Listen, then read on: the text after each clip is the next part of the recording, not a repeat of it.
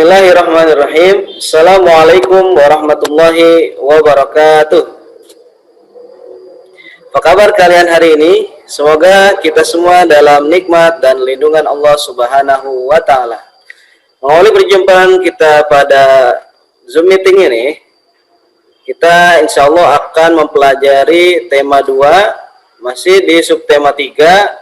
Kita beranjak ke halaman 105. Silakan kalian buka halaman 105. Perhatikan pembahasan tema 2 ini dari awal sampai akhir. Tetap semangat dan fokus. Setelah proklamasi kemerdekaan bangsa Indonesia menjadi bangsa yang merdeka, merdeka dari segala bentuk penjajahan. Sebelumnya kemarin sudah ada pembahasan tentang proklamasi kemerdekaan Indonesia. Lalu setelah proklamasi kemerdekaan Indonesia, kita harus berjuang lagi untuk mempertahankan kemerdekaan Indonesia. Karena untuk meraihnya itu memang sulit, tapi lebih sulit lagi untuk mempertahankan kemerdekaan bangsa Indonesia ini. Setiap warga negara berhak untuk menikmati kemerdekaan tersebut. Jadi kita semua tuh berhak untuk menikmati kemerdekaan. Tapi ingat, walaupun kita menikmati kemerdekaan Indonesia ini, tapi kita patut syukuri. Tidak boleh kita sia-siakan. Salah satunya seperti ini, kita harus mensyukuri, kita harus belajar dengan serius, kita harus belajar dengan fokus, yang semangat ya, untuk meraih cita-cita kita demi membangun bangsa Indonesia ini. Namun berkewajiban pula untuk menjaga kemerdekaan. Itu adalah bentuk salah satu kita bersyukur kepada Allah Subhanahu wa Ta'ala dalam menikmati kemerdekaan Indonesia seperti saat ini. Lanjut lagi ya. Di paragraf yang kedua. Kemerdekaan yang diraih dapat mewujudkan rakyat yang makmur dan sejahtera. Jadi kita merasakan kenikmatan yang banyak ya, karena mereka bebas berkarya dan menambah wawasannya. Kalau dulu orang berkarya itu terbatas, masih banyak yang melarang. Menambah wawasan pun kita sulit untuk mempunyai teknologi-teknologi. Senjata-senjata itu milik orang penjajah semua kan. Kalau kita miliki, kita dilarang. Sebelumnya pun kita tidak boleh memegang senjata, dilarang oleh para penjajah di ultimatum. Nah, kita langsung ke halaman selanjutnya, langsung ke halaman 108 saja. Segala halangan dan kesulitan dapat teratasi dengan adanya persatuan yang erat dan kuat. Tapi ingat, persatuan dan kesatuan itu sangat penting. Itu adalah kekuatan. Langsung ke pembelajaran 2. Kita langsung ke pembelajaran 2 halaman 108. Pernahkah kamu mendengar pepatah, bersatu kita teguh, bercerai kita runtuh? Oh, itu pasti sudah pernah itu sebelumnya di kelas 5 ya. Apa makna pepatah tersebut bagi bangsa Indonesia? Ayo kita diskusikan. Tuh kata Edo ya. Tuh lihat itu gambarnya. Mereka sangat semangat sekali ya. Lalu ke halaman selanjutnya, halaman 109, menjaga persatuan dan kesatuan bangsa merupakan kewajiban seluruh rakyat Indonesia. Ini kewajiban kita menjaganya. Karena kita tinggal menjaga ya. Kita sudah meraih, sudah diperjuangkan oleh orang-orang yang terdahulu, para pejuang, para pahlawan. Kita tinggal menjaga saja ya. Ini kewajiban seluruh rakyat Indonesia karena negara kita terdiri atas berbagai suku, agama dan ras. Artinya terdiri dari perbedaan. Ya, seperti tubuh kita ini semua kan perbedaan. Nggak mungkin manusia mata semua. Nggak mungkin manusia itu rambut semua. Ada matanya, ada hidungnya, ada mulut. Ini kan perbedaan. Lalu ada muka, lalu ada rambut. Indah kan? Coba kalau misalkan manusia semuanya mata, manusia semuanya hidung, atau cuman hidung sama mata doang, nggak ada kakinya. Nah, serem kan? Nggak indah. Tapi karena perbedaan ini ada dari rambut sampai ujung kaki nih, ujung jari kaki. Itu apa? Itu perbedaan semua. Beda-beda, tapi disusun dengan rapi sehingga menjadi indah. Kelihatan, Asna jadi cantik, Lutfi jadi ganteng, Adit, mana Adit? Nggak kelihatan ya Adit. Ya, Rofif ya jadi ganteng, semuanya ya jadi cantik-cantik, jadi ganteng-ganteng. Karena apa? Karena tersusun dari segala perbedaan yang Allah ciptakan dengan sangat indah. Lalu kita berlanjut lagi, persatuan dan kesatuan merupakan hal yang sangat penting. Kan Pak Iza sudah sampaikan sebelumnya, ini sangat penting. Jadi jangan sampai kita tuh apa? Berpecah belah. Lawan dari persatuan kesatuan adalah perpecahan, berpecah belah. Baik dalam rangka merebut, kita harus bersatu merebut kemerdekaan, mempertahankan kita harus bersatu juga, maupun mengisi kemerdekaan kita harus bersatu. Maka dari itu ada dalam pada tanggal setiap tanggal 17 Agustus itu kan ada perlombaan ya. Nah, di situ ada misalnya lomba panjat pinang. Nah, itu kan butuh persatuan untuk meraih ya di atas itu tuh hadiah-hadiah yang di atas itu. Itu persatuan, licin, lagi, jatuh lagi, terus ya sampai ke atas. Seperti itu. Itu maknanya adalah kita seperti dalam persatuan dan kesatuan.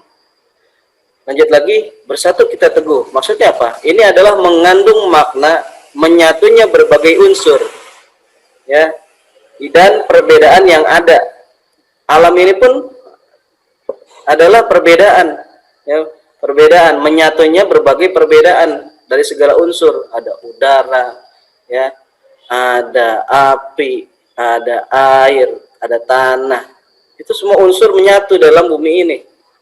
Dan perbedaan yang ada menjadi suatu kesatuan yang utuh dan serasi sehingga muncul suatu kekuatan. Jadi kekuatan kan kalau sudah menyatu. Jadi perbedaan itu bagus. Ya, Rofik punya perbedaan, Lutfi punya perbedaan, Asna punya perbedaan, semua punya perbedaan, itu bagus. Kalau kita bisa bersatu, tapi kalau tidak bersatu nggak bagus. Walaupun Rofik punya banyak keahlian, tapi sendirian, ya, ini nggak bagus. Itu bukti persatuan dan kesatuan. Selanjutnya adalah bangsa Indonesia telah membuktikan bahwa dengan persatuan dan kesatuan kita mampu menghadapi penjajah dan akhirnya meraih kemerdekaan. Itulah yang manfaat dari persatuan dan kesatuan. Ya. Coba kalau kita seperti yang dulu tuh rakyat-rakyat dulu, ya, berpecah belah antar kampung aja perangnya sekampung doang, ya, sedesa doang perang, ya kalah sama mereka yang punya senjata, yang bersatu. Kalau kita bersatu, ya seluruh kampung, ya seluruh desa, bahkan satu negara Indonesia bersatu, apa yang terjadi? Maka kita akan bisa meraih kemerdekaan Indonesia. Nah, itulah kekuatan dari persatuan. Al-ittihadu asasun najah. Persatuan itu adalah pangkal dari kesuksesan. Ya. Nah, kita lanjut lagi. Di sini ada halaman 110. Di halaman 110, Keutuhan Negara Kesatuan Republik Indonesia yang disingkat NKRI harus tetap kita pertahankan. Tetap kita pertahankan. Jangan sampai kita direbut kembali nih kemerdekaannya. Hal ini sesuai dengan amanat Undang-Undang Dasar tahun 1945 dan Pancasila. Zaman boleh berganti, pemerintah boleh berubah, namun persatuan dan kesatuan bangsa harus tetap terjaga utuh. Nggak apa-apa ganti-ganti presiden, nggak apa-apa ganti-ganti pemerintah, tapi kita harus tetap bersatu. Jangan bercerai-berai, jangan berpecah belah. Ya, kita sudah menjadi seperti satu tubuh.